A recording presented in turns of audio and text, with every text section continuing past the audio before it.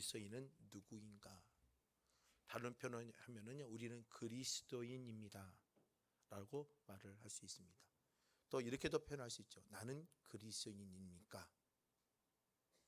진정한 그리스도인인지 한번 점검해 볼 필요성이 있지 않을까 생각되어집니다. 베드로전서를 쓴 시기가요, AD 64년에서 68년 사이라고 되어 있습니다. AD 64년, 68년 로마의 황제는 네로입니다. 네로 황제 알죠? 아주 기독교를 핍박을 했고 로마에 화재 사건을 만들어 놓고 이 화재 사건을 누가 했다? 그리스도인들이 했다. 본인이 불을 질러 놓고 그렇게 해서 뒤집어놓은 사건이 있었죠. 그만큼 네로는 기독교인들을 핍박할 뿐만 아니라 그 당시에 그리스도인들은 많은 어려움이 있을 수밖에 없는 환경적 요소를 가지고 있습니다. 대대적인 핍박에 박해가 있었고 또 로마뿐만 아니라 흩어져 있는 그리스도인들도 많은 어려움들이 있었던 시기입니다. 또 베드로는 어떤 자입니까? 베드로 여러분 생각하면 예수님을 모른다고 3번을 부인했던 자 아닙니까? 어떻게 보면은요, 예수의 제자로서 실패한 인생이라고 표현할 수 있습니다. 그러나 주님께서는 그 베드로를 다시 불러주셨고 예수의 제자로, 그리고 진정한 사람 낚는 어부가 되게끔 하나님께서 이끌어 가셨습니다. 그러나 베드로는요, 뼈아픈 실패를 경험한 자입니다. 예수의 십자가 앞에서 말할 수 없고 잊힐 수 없는 뼈아픈 실패를 경험했던 자이죠. 그가 그래도 하나님의 사랑을 누렸고 하나님의 은혜를 누렸습니다.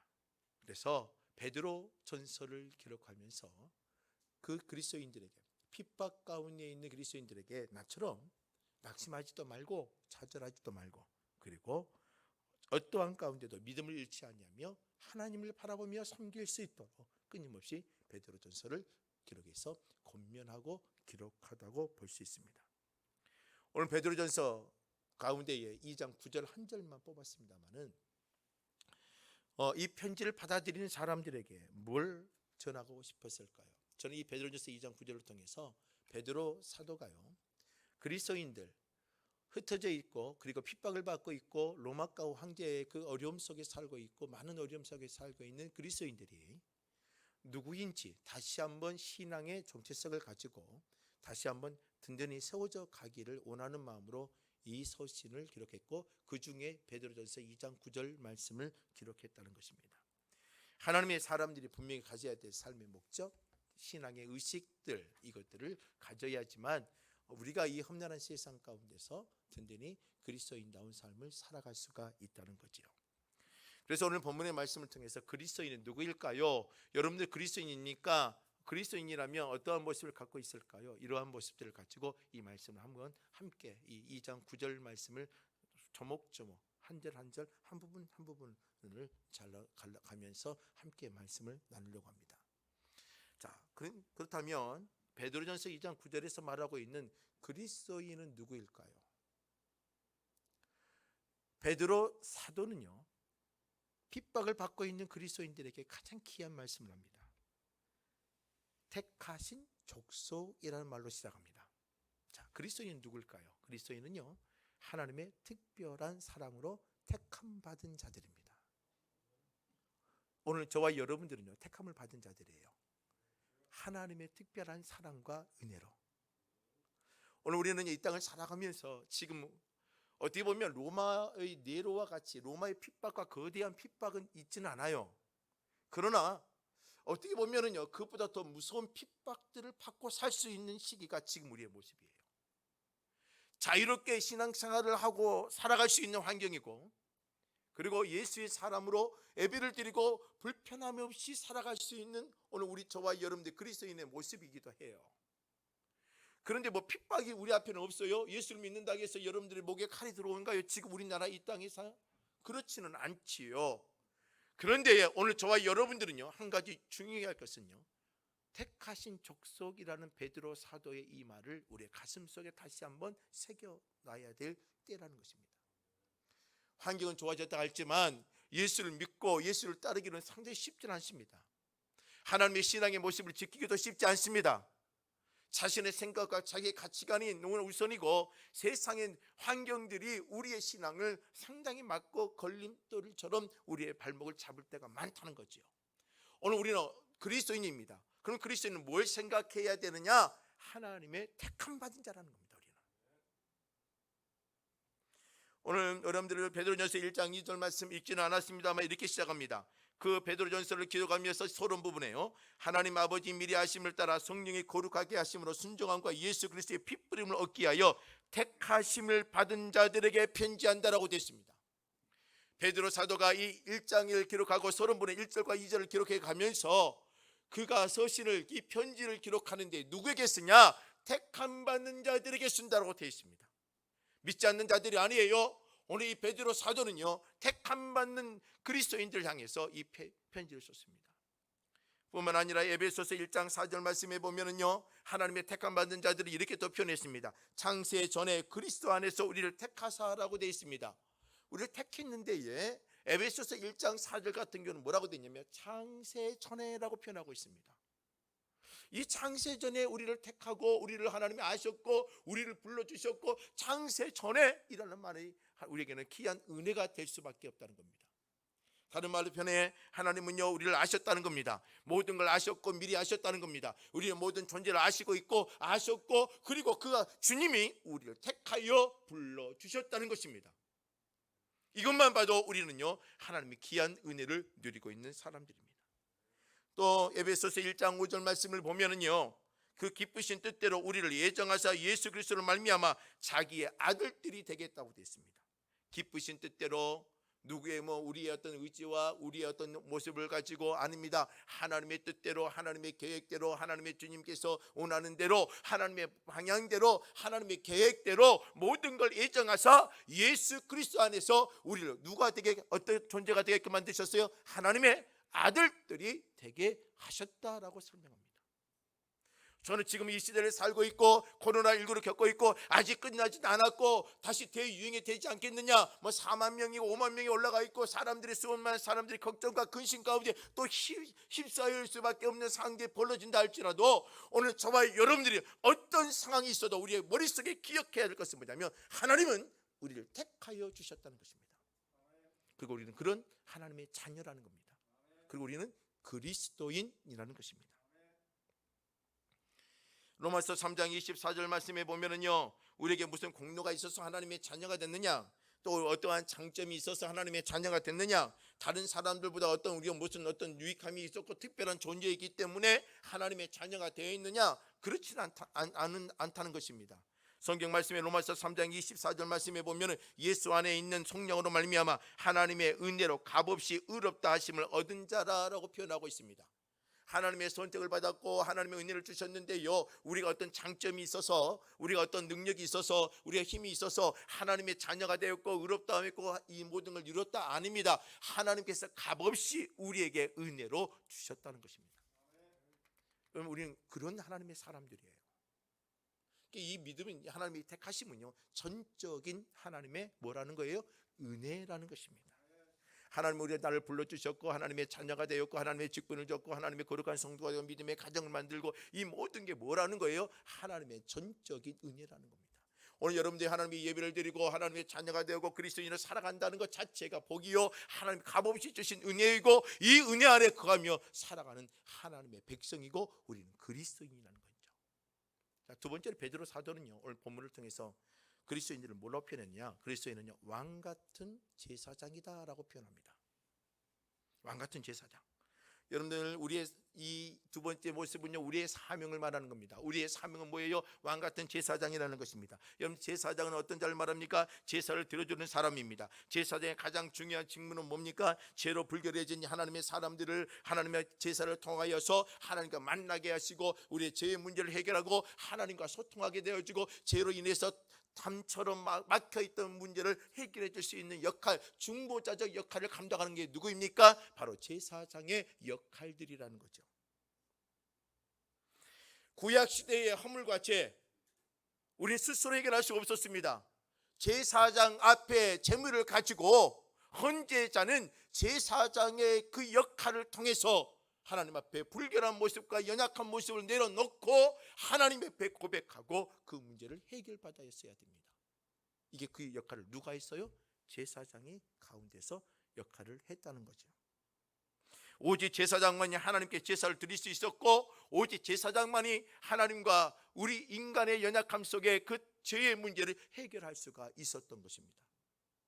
그런데 하나님이 이스라엘 백성들을 부르시고 이스라엘 백성들에게 뭐라고 말했느냐? 출애굽기 말씀에 가서 보면 19장 6절에 이스라엘 백성들을 향해서 이렇게 귀한 말을 던집니다. 너희가 내게 대하여 제사장 나라가 되며 라고 말합니다. 하나님이 이스라엘 백성들을 불러주셨는데 하나님이 이스라엘 백성들을 통해서 뭐 하겠다는 거예요? 제사장의 나라가 되게 하겠다는 것입니다. 이방 고대 근동의 가운데 이방의 나라가 존재합니다. 이방의 나라 가운데에 뭐가 되게 한다고 이스라엘 백성을 택하시고 아브라함을 부르시며 아브라함을 통하여 하나님의 나라를 만들고 하나님의 백성을 만들고 거대한 민족을 만들고 430년 동안 애굽의 가운데의 민족을 거대하게 만들었어요. 그리고 때가 되어서 하나님 불러주셨어요. 그리고 하나님의 출애굽을 시키며 그들에게 사명을 주는데 뭐라고 되었냐면 모세를 통하여 이스라엘 백성들에게 너희들을 통하여 제사장의 나라가 되게끔 하겠다는 것입니다. 이게 이스라엘의 사명이었던 겁니다. 그 사명이 이스라엘 백성이 끝나느냐? 아닙니다. 이스라엘 백성이 주셨던 왕같은 제사장의 사명이 지금 우리 신약 시대에 와서는 누구예요? 예수 그리스도의 십자가의 은혜를 가지고 있는, 예수님의 십자가를 갖고 있는 그 역할을 누가 하느냐? 하나님의 교회가 하고 있고 하나님의 성도인 저와 여러분들이 그 역할을 감당하고 있는 것입니다. 베드로 사도는요, 오늘 핍박을 받고 있는 그 로마를 통해서 교회가 핍박을 받고 어려움을 받고 있는 자들을 향해서 너희들의 사명이 뭐냐? 왕같은 제사장이라는 것입니다. 왕같은 교회의 모습을 가지고 성도의 모습을 가지고 예수의 십자가의 은혜를 가지고 바로 제사장의 나라의 모습을 갖는 것입니다. 사도행전 26장에 가보면요, 바울을 하나님이 부르신 사건이 기록되어 있습니다. 바울을 하나 부르셨죠. 그리고 바울을 통해서 하나님 어떤 일을 하시겠다는 것을 기록하고 있는데요, 사도행전 26장에 가서 보면 이스라엘과 이방인들에게서 내가 너를 구원하여 그들에게 보내어 그 눈을 뜨게 하여 어둠에서 빛으로 사단의 권세에서 하나님께로 돌아오게 하고 제 사함과 나를 믿어 거룩하게 된 무리 가운데서 기업을 얻게 하리라. 이 역할을 누가 하겠다는 거예요? 바울을 통해서 했다는 거예요. 바울을 통해서요. 바울의 사명이죠. 하나님이 바울을 부르시고요, 바울을 다메섹에서 부르셔서 하나님의 자녀가 되었고 하나님의 귀한 은혜를 주셨고요, 구원받는 자녀가 되어졌고 사내들의 공회와 바리새인과 자기 갖고 있던 율법주의적 사고를 다 던져버리고 예수의 십자가로 인해서 완전히 새로운 피조물이 되어져서 하나님의 사명을 감당하는데 어떤 역할을 해요? 하나님의 복음을 선포하고 죽어가고 있는 자들. 성경에 보면 사도행전 26장 17절에 뭐라고 됐냐면 사단의 권세 아래에 있는 자들을 돌아오게 만드는 역할을 누가 했느냐? 바로 그 하나님의 왕같은 제사의 역할을 감당하는 바울을 통해서 했다는 겁니다. 오늘 저와 여러분도 마찬가지겠죠. 오늘 우리도 마찬가지입니다. 우리는 그리스도인입니다. 어떤 그리스도인입니까? 이 땅에 사명을 갖고 있는 그리스도인입니다. 어떤 그리스도인이요? 왕같은 제사장의 역할을 감당하고 있는 하나님의 백성이라는 것입니다. 그러면 그 왕같은 제사장의 역할을 감당해서 우리는 어떻게 해야 되겠습니까? 마태복음에 가서 보면은요, 산상수훈을 통해 하나님께서 율법의 기본적인 것을 가르치지요. 자, 예수님께서 출애굽을 시켜서 시내산에 와요. 시내산에 와서 주님께서 1년 동안 뭘 했어요? 시내산에서 율법을 받아서 하나님의 말씀을 가르치고 구원받는 자로서 하나님의 백성으로서 하나님의 자녀로서 어떻게 예배를 드릴 것인지, 하나님 어떻게 백성을 살 것인지 이걸 가르친 것이 어디예요? 시내산의 율법이요. 시내산의 율법에서 1년 동안 거하면서 배웠던 그들의 하나님의 율법의 모습들이에요. 그런데 신약에 와서 똑같은 시내산과 같은 기능한 것이 뭐냐면 예수님의 사역을 시작합니다. 공생의 사역을 시작하며 주님께서 산상수훈을 통하여 뭘 하느냐? 사랑과 은혜와 구원과 율법을 설명을 하고 다시 하나님의 백성들에게 말씀을 선포하고 있는 것이 산상수훈이에요. 구약의 시내산과 같은 역할을 하는 게 신약에서는 산상수훈이에요. 이 구약의 시내산의 율법의 기둥과 신약에서는요, 마태복음 5장 6장 7장에 기록되어 있는 산상수훈의 율법의 기능이 거의 똑같은 성경의 아주 거대한 기둥으로 자리잡고 있는 겁니다. 그런데 그 산상수훈을 하면서 하나님의 그리스도인들에게 뭘 가르쳤느냐? 왕같은 제사장의 삶의 모습으로 살아가기 위해서 뭘 설명했느냐? 마태복음 5장 44절의 말씀에 보면 나는 너에게 이르노니 너희의 온수를 사랑하며 너희를 박해하는 자를 위하여 기도하라. 왕 같은 제사장의 삶을 살기 위해서 그냥 살아가는 게 아니에요. 너희들이 온수를 사랑하고 그들을 위해서 박해하는 자를 위해서 기도할 수 있는 하나님의 거룩한 믿음의 마음들을 소유하고 있어야지만 하나님의 왕 같은 제사장의 역할을 감당할 수 있다는 겁니다. 오늘 저와 여러분들이 하나님의 그리스도인들이에요. 그렇죠? 여러분들 예배를 드리고 하는 주일날 예배를 드리고 1시간 드리고 헌금을 드린다고 해서 되는 게 아니라 여러분들의 마음이 예수의 마음을 품고 왕같은 제사장의 역할을 감당할 수 있는 하나님의 백성의 삶을 살아야 되는 거예요. 여러분들 내가 좋아하는 사람 살아가는 것은요 누구든지 할 수 있어요. 그렇죠? 누구든지 할 수 있어요. 그럼 여러분 어디까지 그리스도인들은 가야 되느냐? 왕같은 제사장의 역할을 감당해서 어디까지 가야 되느냐? 온수를 사랑하고 너를 박해하는 자를 위해서 진정으로 기도가 되게끔 그 마음이 가져야 되는 거예요. 또 누가복음 6장 28절 말씀에 보면요 너희를 저주하는 자를 위하여 축복하며 너희를 모욕하는 자를 위해서 기도하라. 이게 돼요? 여러분 이게 됩니까? 안 되지요. 여러분들 저주하는 자를 위해서 축복하고 모욕하는 자를 위해서 기도하고 여러 그를 위해서 기도하며 사랑하며 할 수 있는 거 안 됩니다. 그러나 주님은 이걸 하라는 거예요. 이게 왕 같은 제사장의 역할의 삶의 모습이라는 겁니다.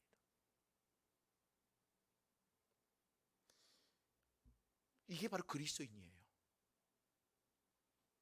예수님이 왕같은 제사장의 역할을 감당하죠. 우리의 대제사장 되신 예수 그리스도, 그 대제사장 되신 예수 그리스도를 바라보며 그 대제사장 되신 예수 그리스도를 바라보며 살아가는 거죠. 그 대제사장 되신 예수 그리스도가 완벽한 인간의 모습을 가지고 와서 어때요? 인간의 성품, 지정의를 가지고 고통과 아픔과 미움과 모든 것들을 견디며 어땠어요? 죄는 없다고 표현을 하고 있잖아요. 왜요? 그 예수의 마음, 하나님의 은혜, 하나님께 기도하며 주님의 의지를 하며 어때요? 왕 같은 제사장의 역할의 삶을 살았기 때문입니다. 예수님은 어떻게 해서 완벽한 인간이라고 표현했습니다. 가슴 아파하고 슬퍼하며 수치와 수모를 당하며 그 안에 거룩한 분노도 있고 얼마나 속상하겠어요. 나를 향해서 비방하는 사람도 미워할 수밖에 없는 인간의 마음을 갖고 있단 말이에요. 그런데 왜 그걸 이길 수 있었을까요? 자, 예수님의 삶의 가운데 보면은요 매일 한적한 가운데 새벽 미명에 하나님께 기도하는 모습이 있어요. 자, 밤새 하나님께 치유하고 사건을 하며 하나님께 병자를 나으시며 하나님 만지시며 기도해주고 피곤해요. 그러나 그 다음 날도 똑같이 새벽 미명에 일어나서 한적한 곳에 가셔서 뭐 했다고 돼 있어요?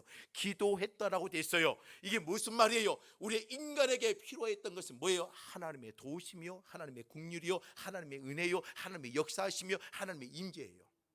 이게 예수님이 보여주는 모습이에요. 오늘 저와 여러분들은요 인간의 모습을 가지고 사람을 사랑한다 불가능합니다. 요새는 어때요? 아무리 사랑해도 내 남편 내 아내도요 어때 이혼하고 살아가는 세대가 얼마나 많습니까? TV를 봐보세요. 옛날에는요 이혼이라는 말 하면 이런 말도 하기도 힘들잖아요. 근데 지금 어때요? 프로그램 자체가 어때요? 프로그램 자체가 어때요? 지금 동성연애도 자유롭고 드라마 가운데 등장하고 여러분 어때요? 이게 이제는 세대가요 완전히 달라진 세대 가운데 살고 있어요. 우리는요 그들과 싸울 게 아니라 뭘 하냐면 이제는 더 강력한 왕 같은 제사장의 삶의 모습을 드러내며 살아야 되는 거예요. 그들이 뭐 잘했다 잘못했다 정죄할 게 아니라 왕 같은 제사장의 삶의 모습을 살아야 돼요. 그러기 위해서 뭐가 필요해요? 내 힘과 내 지식과 내 명철과 아니라 하나님께 매일매일 기도하며 주님의 성령의 지혜에 신령한 지혜를 받고 여러분들 분명한 하나님의 그리스도다운 삶의 모습을 살아가는 삶이 필요하다는 것입니다. 그래서 뭐예요? 성경에 온수를 사랑하고 너를 저주하고 핍박하는 자를 위해서 기도하고 이러한 삶이 우리 그리스도인들이 나와야 되는 거예요. 이게 바로 왕 같은 제사장의 삶의 모습이에요. 세상이 썩어져 가고 세상이 문드러져 가고 그래도 우리는 어때요? 그래도 핍박하는 자 그리고 미워할 수밖에 없는 자 그리고 저주할 수밖에 없는 환경 속에서도 똑같이 저주하고 핍박하는 자가 되는 것이 아니라 그들을 위해서 기도할 수 있는 하나님의 제사장 같은 그런 중보적 역할을 할 수 있는 그리스도인이 되시기를 주의 이름으로 부탁을 드립니다. 세 번째로요 오늘 이 베드로 사도는 우리에게 2장 9절을 통해서 뭘 말하느냐? 택하신 족속이요 왕같은 제사장들이요, 그리고 뭐라고 되어 있어요? 거룩한 나라라고 표현합니다.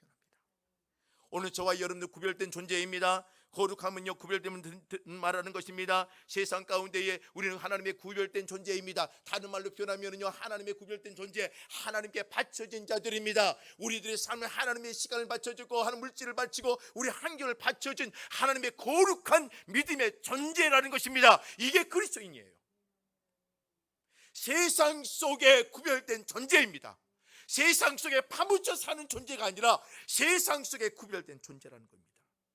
오늘 일주일에 하루, 여러분들 이 주일을 하나님께 주일이라고 정하며 하나님께 예배를 드리며 살아갑니다. 여러분들이 열심히 일을 하지만 하나님께 10의 1조를 드리며 물질을 드리며 하나님께 구별된 물질을 가지고 하나님께 영광을 드려줍니다. 여러분 하루에 24시간을 살더라도요, 여러분들 하루에 큐티도 하고 어떤 사람 기도도 하고 어떤 사람 말씀을 보는 시간을 꼭 구별된 시간을 갖습니다.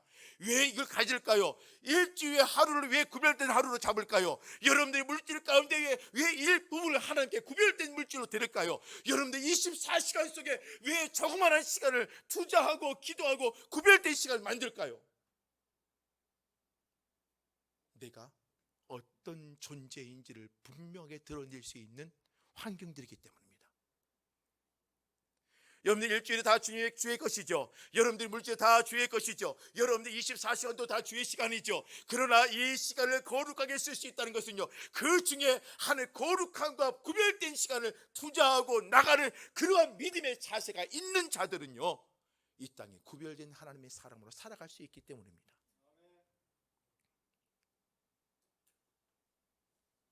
오늘 저와 여러분들 예수의 것입니다. 하나님의 자녀이죠.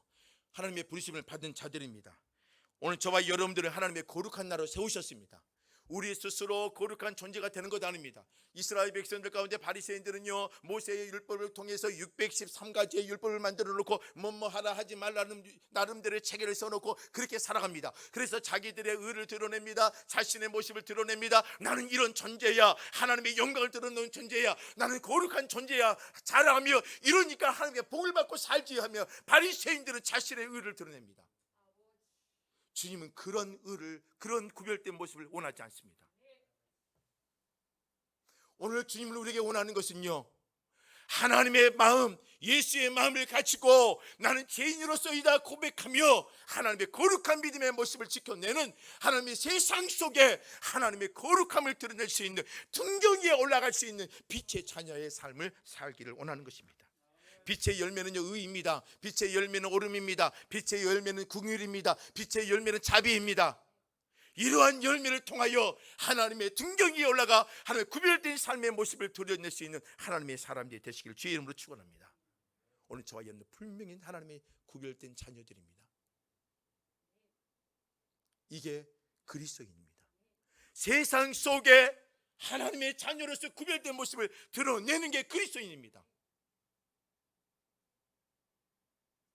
네 번째로요, 주님은 오늘 본문을 통해서 택하신 족속, 왕같은 제사장, 그리고 거룩한 나라, 그리고 기이한 표현이 하나 있습니다. 소유된 백성이라고 표현합니다. 여러분, 이 소유된 백성을 이렇게 표현하면 이게 뭐 우리에게 막 다가옵지는 않지요.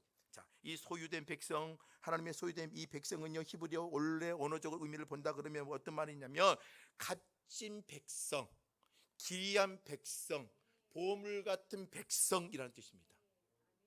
이게 언어적 의미예요. 자, 이 단어와 똑같이 쓰는 곳이 한 군데가 또 있습니다. 구약이에요. 신명기서 7장 6절 말씀에 가서 보면은요, 너는 여호와 내 하나님의 성민이라. 하나님 여호와께서 지상 만민 중에 너를 자기 기업의 백성으로 삼았다라고 표현합니다.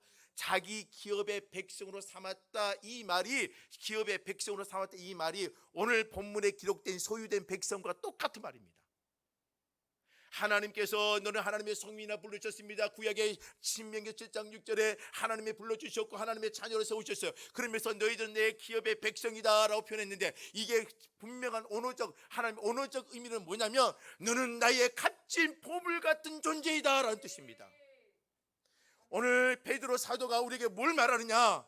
핍박을 받아요, 로마로부터 고통을 받아요, 어려움을 당해요. 그런데 그들이 흔들릴 수밖에 없잖아요. 그런데 하나님이 이 베드로 사도를 통해서 너희들은 누구냐? 하나님의 자녀인데 소유된 백성이라는 거예요. 보물 같은 존재라는 거예요. 이 말은 다른 뜻으로 표현하면 하나님의 특별한 돌봄을 받고 사는 존재다, 이 의미를 갖고 있는 겁니다. 여러분들 하나님의 특별한 값진 자들입니다. 보물 같은 존재예요. 이 보물을 하나님께서 어때요? 그냥 막 돌리지 않습니다. 주님은 특별하게 여러분들을 돌보십니다. 특별한 손길을 통하여 여러분을 만지십니다. 여러분들 지쳐 있을 때 만지시고, 여러분들 무너져 있을 때 세우시고, 여러분들이 감당할 수 없는 상황 가운데에 여러분들 보물 같은 존재를 만지시며 이끌어 가십니다. 오늘 이런 값진 존재가 오늘 소유된 백성이라는 의미입니다. 이 말은 우리가 쉽게 표현한다면 이렇게 표현합니다. 여자들을 참 주얼리 좋아하죠. 주얼리, 보석. 이 단어의 뜻이 바로 이 주얼리라는 뜻입니다. 보석 같은 존재. 여러분들, 저는 뭐 그런 것이 다이아가 없어요. 근데 여러분, 금과 다이아 갖고 계신 분들은 있어요. 그냥 무조건 사람에 넣어놓습니까? 아니지요. 보석함이 따로 있어요. 보석 케이스가 따로 있어요. 그리고 열면서 항상 어때요? 그것도 손에 지문이 묻을까 막 닦아내고, 그렇죠? 여러분들 진짜 중요한데, 보석 가게 같은 데 가서 보면 여자 직원들이 손으로 안 만지죠. 장갑을 끼고 희하게 아주 아기 다루듯이 하잖아요. 오늘 여러분들 그런 존재란 말이에요. 하나님이 특별히 여러분을 만지시고 특별한 존재로 돌보시며 만지시며 하나님이 인도해 가시며 이끌어 가신다는 거죠. 그게 출애굽의 역사 가운데 나타났습니다. 40년 동안에 여러분들 하나님께서 뭐 했다고 됐습니까? 이스라엘 백성들 안아주셨다고 표현하고 있습니다. 그러니까 그들의 발이 부르트지 않냐고, 옷이 헤어지지 않았어요. 왜요? 하나님이 그 발걸음을 안아주셨고 붙잡아 주셨기 때문이에요. 오늘 베드로 사도는 오늘 그 핍박받고 있는 그리스도인들을 향하여 너희들은 하나님의 소유된 백성이다, 절대로 무너지지 않냐고 하나님의 특별한 돌봄을 받고 있는 존재임을 기억하라고 말하고 있는 것입니다. 그리고 오늘 베드로전서 2장 이 9절 말씀은 또 우리에게 그리스도인들은 어떤 존재냐 말하냐면 하나님의 기이한 빛에 들어간 존재다고 설명합니다.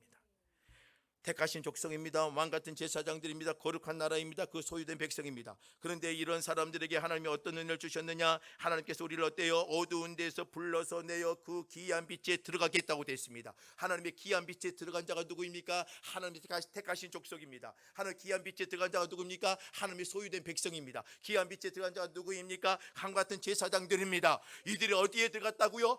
기이한 빛에 들어갔다고 되어 있습니다. 이 기이한 빛은 뭐란 말합니까? 성경에요, 빛에 대해서 세 가지를 의미합니다. 하나는 자연적인 빛을 말합니다. 그냥 눈에 보이는 자연적인 빛을 말해요. 이 빛을 말하는 것이 본문은 아니지요. 두 번째는요, 성경에 말하는 빛은요, 윤리적이고 도덕적인 빛을 말할 때가 있습니다. 너희들의 행실이 착하고 선한 모습을 보이라, 이러한 모습을 빛으로 설명하지요. 그러나 오늘 성경에 말하는, 오늘 본문에 말하는 빛은 그 빛이 아닙니다. 세 번째 빛은 뭐냐? 신학적인 빛이 있어요. 영적인 빛이 있어요. 그게 뭐예요? 그리스도 안에 들어가 새로운 빛이 소위 밝게 되어지고 하나님의 새로운 피조물이 되어지고 하나님의 거룩한 자녀가 되어지, 그 생명 같은 빛을 말합니다.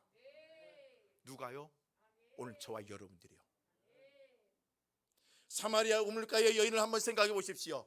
그 여인은요, 자신의 죄악의 문제, 삶의 문제, 고통의 문제, 여러 남편과 여러 남자를 거느리며 자신의 인생의 삶의 문제를 해결하려고 합니다. 그러나 그의 문제는 해결되지 않지요. 그런데 우물가에서 누굴 만납니까? 생명수와 같은 예수 그리스도, 그 예수를 만나게 되어집니다.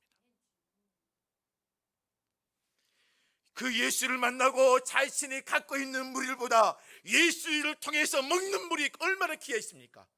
자신이 가지고 살기 위해서 떠왔던 그 물덩이의 물을 다 던져버리고 사마리아 성에 내가 가서 뭐라 말합니까? 내가 만난 예수를 보라 선포합니다. 오늘 우리는 그러한 빛에 들어간 자입니다. 사마리아의 우물가의 여인 얼마나 고통스러워요. 자신의 인생에 답이 없어요. 그 시대에 남자 아니면 살아갈 수가 없어요. 자신의 경제적인 여건을 해결해 줄 수 있는 데가 없어요. 그런데 그 여인의 살 길을 열어줬어요. 희망을 줘요. 새로운 삶의 길을 걸어가게 만들어요. 그게 누구예요? 예수 그리스도예요. 오늘 저와 여러분들 그 귀한 빛에 들어간 자들이에요. 그리스도인들은 그 귀한 빛에 사는 자들이에요. 베드로 사도는 말합니다. 핍박을 통해 그들은요 힘들 수밖에 없죠. 고통이 있을 수밖에 없겠죠. 무너질 수밖에 없겠죠. 그런데 그리스도인 누구라는 거예요? 생명 같은 빛. 우리가 살고 희망을 주고 물덩이를 던져버리고 세상 가운데 파고 들어갈 수 있는 그 빛, 그 빛에 들어간 존재라고 설명하고 있는 겁니다. 에베소서 5장 8절 말씀에 보면은요, 너희가 전에는 어둠이더니 이제는 주 안에서 빛이라. 빛의 자녀들처럼 행하라. 빛의 열매는 착함과 의로움과 진실함이 있느니라. 주를 기쁘시게 할 것이 무엇인가 시험하여 보라. 너희 열매 없는 어둠의 일에 참여하지 말고 도리어 책망하고 빛의 자녀들처럼 살라고 권면합니다. 우리는 과거에는 어둠에 있었습니다. 어둠의 열매를 맺어야 되죠. 아니요, 어둠의 열매를 맺기 위해서 살아가는 존재였어요. 그러나 오늘 우리는 어떤 자입니까? 그리스도인이라고 표현합니다. 그리스도는 그 귀한 빛에 들어가 하나님의 은혜 가운데 살아가는 존재가 되었다는 것입니다. 오늘 우리는 빛 가운데 불러주신 자, 빛 가운데 거하게 만들어주신 은혜, 이게 바로 그리스도인이라는 것입니다. 또 마지막으로요, 이 베드로전서 2장 9절 말씀 끝자락에는 뭐라고 됐습니까? 귀한 빛에 들어가게 하신 이에 뭐라고 됐어요? 아름다운 덕을 선포하게 하신다. 그리스도인은요, 그 빛에 들어가 아름다움의 은혜를 누리고 그 아름다움을 뭐예요? 덕을 선포하게 하는 자가 그리스도인입니다. 여러분들 입술을 담고 사는 자들이 아닙니다. 여러분들 입술을 통하여, 여러분들 삶을 통하여 하나님의 덕을 선포하는 자입니다. 오늘 저와 여러분들 하나님의 영광의 모습을 드러내고 살아가는 자들입니다. 오늘 저와 여러분들 그 하나님의 덕을 선포하며 살아가는 자가 그리스도인입니다. 그런데 구약에서는 이것을 이렇게 표현했습니다. 이사야서 43장 21절 말씀에 보면 이 백성은 내가 나를 위하여 지었나니, 하나님이 이스라엘 백성들을 불렀고 하나님이 만드셨고 세우셨던 것은 나를 위해서 세우셨다는 거죠. 그러면서 이사야서 43장 21절 하반절 말씀은 그 백성을 뭘 하기 위해서? 나를 찬송하게 하십니다라고 됐습니다. 나를 찬송하기 위해서 그들을 불렀고 그들을 세웠고 그들을 지으셨다는 것입니다. 이게 그리스도인이에요.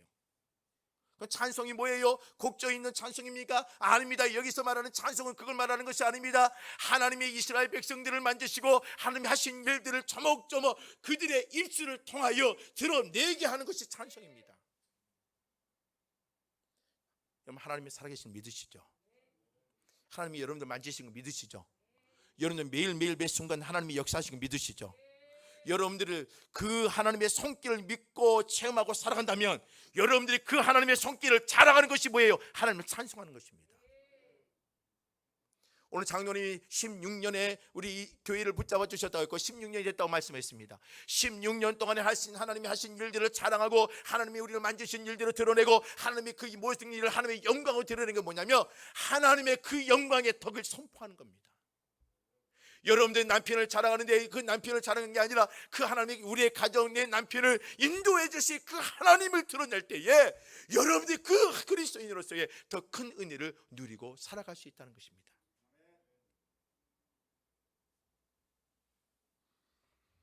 그래서 우리 성도의 사명은 뭐겠어요? 예수를 자랑하는 겁니다. 하나님이 나를 만지시는 것을 자랑하는 겁니다. 후배 목사님들이 많이 힘들고 어려운 환경 속에 삽니다. 저도 힘들고 어려운 가운데 목회를 하고 있지요. 한국계 80%가 미자립입니다. 90%가 미자립에서 벗어났다 하지만 그래도 미자립에 가까운 정도로 한국교회가 있습니다. 90%가 미자립에서 자립했다 하지만 그 자립한 교회도 미자립과 같이 재정적으로 힘들고 어려운 가운데 있습니다. 이 코로나19를 겪으면서 2년 3년의 기간을 겪으면서 그 상황이 더 어려워졌습니다. 세상적인 마인드를 갖고 간다면 부도가 나고 세상적인 생각을 한다면 무너져야 되고 교회의 문들이 닫혀야죠. 우리 교단, 한국교회 거대한 교단들 몇 개 교단만 합쳤더니 10,000개 이상이 교회 문이 닫혔다고 표현합니다. 지금도 닫혀지고 있고 지금도 무너지고 있습니다.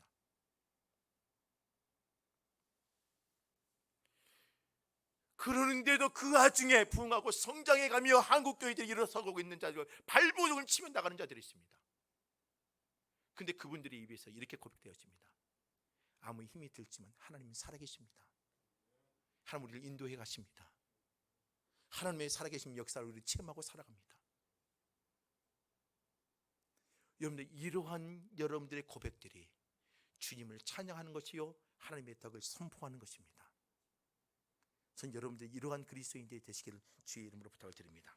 그래서 고린도후서 2장 15절 말씀에서 보면 바울은요 이러한 자를 향해서 뭐라고 표현하느냐, 우리는 구원받는 자들에게나 망하는 자들에게나 하나님 앞에서 그리스도의 향기다라고 표현합니다. 이 그리스도의 향기는요 예수 앞에서 그리스도인들 믿는 사람들만에서 향기가 아니라 예수 안에서나 예수의 밖에서나 믿는 자들이나 믿지 않는 자들에게서도 똑같이 뭐가 되어야? 그리스도의 향기가 되어져야 된다. 이게 하나님의 덕을 선포하는 자들입니다. 또 바울은요 고린도후서 3장 2절 말씀에 뭐라고 말하냐, 너희는 우리의 편지다라고 표현합니다.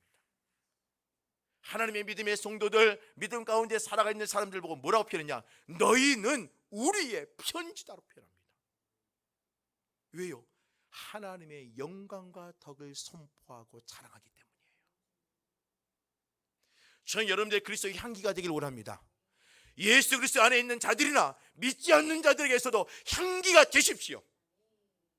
제발 향기가 되십시오. 우리 안에서도 향기가 돼야 되고 예수 교회 밖에서도 향기가 돼야 돼요. 여러분, 우리는요 하나님의 편지가 되십시오. 주의 은혜를 나눌 수 있는 편지가 제발 되십시오.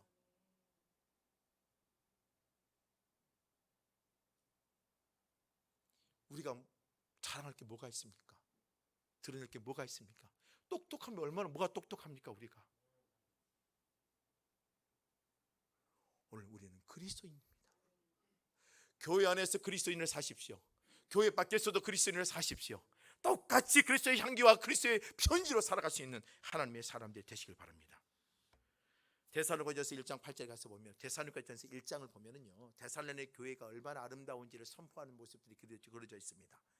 그런데 이 데살로니가 교회가 얼마나 멋있었냐면 데살로니가전서 1장 8절에 이렇게 기록합니다. 주의 말씀이 너희에게로부터, 주의 말씀이 누구에게요?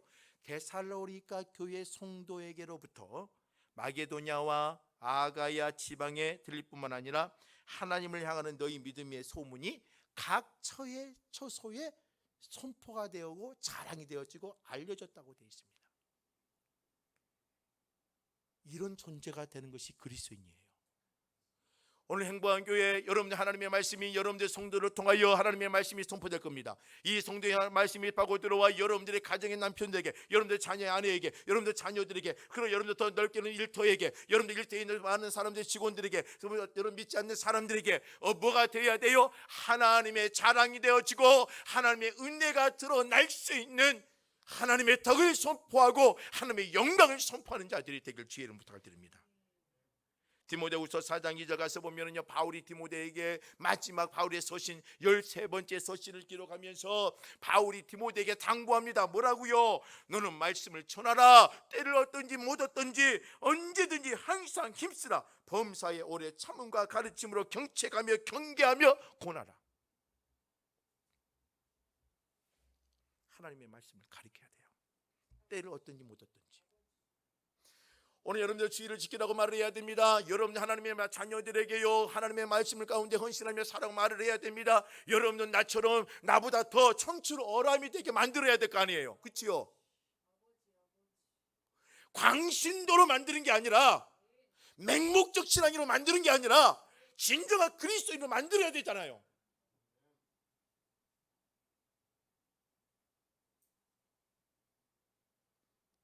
그러기 위해서는 하나님이 우리를 만지시고 역사하신 그 은혜의 손길들을 우리가 찬양할 줄 알아야 되고 덕을 선포하는 자가 되어야 됩니다.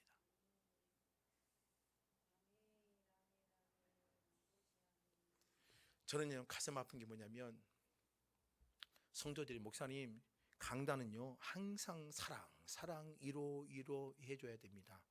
왜요? 이렇게 물어보면요, 세상에서 일주일 따라 얼마나 세상이 힘들고 어렵게 삽니까? 그러니까 강단에 와서는요 축복받으라, 위로받으라, 이렇게 사랑이 좋은 말만 골라서 해줘야 됩니다. 성경을 보면은요 그렇게 기록되지 않았어요. 성경 그렇게 기록하지 않았습니다. 여러분들 잘못하면 야단 맞아야지요. 자, 여러분들 자녀들을 키우는데요, 저희들도 우리 하원이, 하준이, 한민이가 클 때요 무척 좋아하는 집이 있습니다. 할머니, 할아버지 집. 할머니 할아버지 집에 가면은요 가만히 있어도요 할머니 할아버지 이제 밥숟가락 갖고 다니면서 이제 입을 먹여줍니다.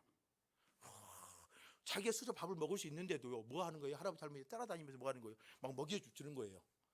먹고 싶다면 다 사주죠. 뭐 과자도 다 사주죠. 장난감도 다 사주죠. 할아버지한테 가서 말만 하면 할아버지가 데리고 가서 다 사주죠. 못하는 게 없어요. 좋아요. 그러니까는요 방학만 되면 어디로 가려고 그래요? 할아버지 집으로 가려고 그래요. 할머니. 왜요? 거기가 낙원이에요. 천국이에요. 애들한테. 왜요? 거기는 매도 없고 아픔도 없고 고통도 없고 즐거움만 있는 곳이에요. 그런데요 부모는 어때요? 즐거움도 주고 기쁨도 주고 모든 걸 해주지만 안 되는 것은 안 된다고 뭐 하는 거예요? 매를 주기도 하고 아픔도 주기도 하고 고통도 주기도 해요. 훈련과 교육이 필요하기 때문에.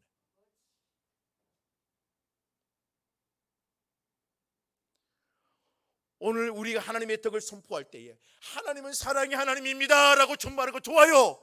그러나 우리가 함께 더불어 말하는 건 뭐냐면 하나님은 공의의 하나님이에요. 정의의 하나님이에요. 하나님을 경외하는 자, 하나님께서 싫어하는 것들 말아주고 안 되는 것은 안 된다고 말할 수 있는 것이 하나님 덕을 선포하는 그리스도인들이에요.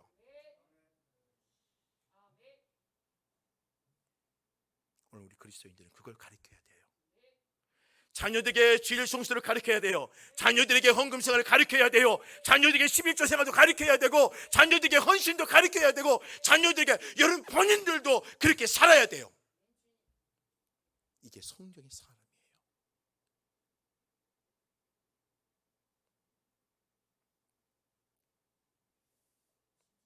목사가 돈 밝히는 거 아니란 말이에요. 성경적인 삶을 가르치고 하나님의 덕을 선포하게 만들고 하나님 믿음의 길을 가게끔 만드는 것이 강단이고 교회고 여러분들이 하나님을 찬양하고 덕을 선포하는 삶이 되어야 되는 거예요. 목숨을 걸고 우리가 지켜야 될 부분들. 그러면서 그에게 뭘 보여줘야 되는 거예요? 하나님 이런 자들에게 사랑과 은혜와 긍휼의 모습을 보여주는 것들을 선포해야 되는 거예요. 우리 하나님의 덕을 선포하는 것은 꼭 이렇게 말합니다. 좋은 것만 말하려고 그래요. 좋은 것만 말하려고 그래요. 우리 한국이요 세계적으로 가장 잘하는 게 있어요. 대접 문화. 손님이 오면은요 여러분들 내가 갖고 있는 것은 1,000원밖에 없는데 손님이 오면은요 10,000원어치 대접하려고 그래요. 그렇죠? 안 그래요? 그렇잖아요. 여러분들 집에 손님이 오는데요 상떠 상이 부러질 떨어져 다 만들어 놓고 뭐라고 표현해요? 차린 것이 이것밖에 없어서.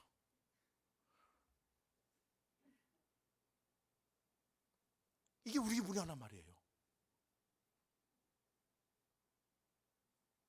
우리 그러지 마십시다. 하나님이 내 삶에 내가 이게 실수했더니 나를 치셨고 하나님 나를 가르치셨고 깨달았고 다시 울며 돌며 돌아왔고 하나님 이런 자를 나를 이렇게 세우셨습니다. 여러분들 저는 목사님들 만나면은요 가슴 아픈 게 하나 있어요. 뭐냐면 다 목사님들이 목회를 잘해요. 실수가 없어요. 이야 진짜 잘할 정도예요. 성도들을 만나면은요 여러분들 신앙 이야기 들어보면 여러분들 최고의 엘리트 신앙인들이에요. 왜요?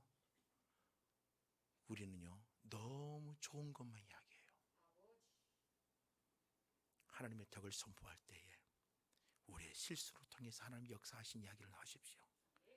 하나님 실수를 통해 하나님이 우리의 연약함을 깨닫게 하시며 그 은혜를 누리고 삶의 축복의 삶이 이렇게 이루어졌다는 것을 고백하십시오.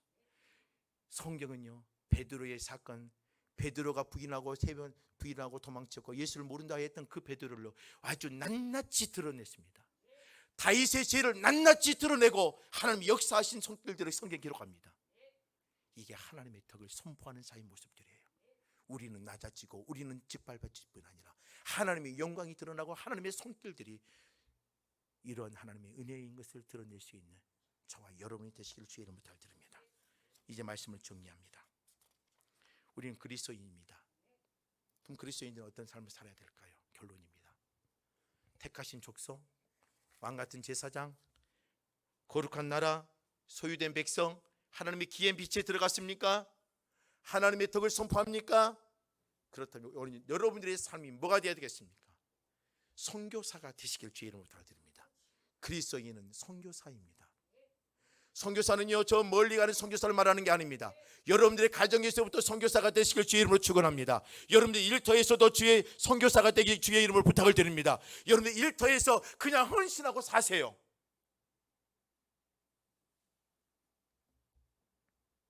선교사로 살아가면 돼요. 누가 뭐라 해도 주님이 우리를 판단하시면 돼요. 사람들이 우리를 판단하는 것보다 더 중요한 건 주님이 우리를 판단하시면 돼요.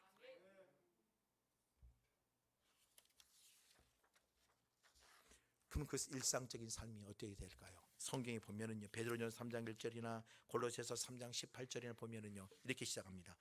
아내들아 남편에게 복종하라. 남편들아 아내를 사랑하라. 자녀들아 모든 일에 부모에게 순종하라. 아비들아 너희 자녀를 노엽게 하지 말라. 종들아 모든 일에 육신의 상전에 순종하라. 무슨 일을 하든지 마음을 다하여 주께 하듯 하고 사람에게 하듯 하지 말라. 이런 기업의 상을 주께 받을 줄 아니 너희는 주 그리스도를 섬기느니라. 불의를 행하는 자는 불의의 보응을 받고 주는 사람을 애모로 취하심이 아니라 상전들아 의와 공평을 가지고 종들에게 베풀지어다. 이게 선교적 삶이에요.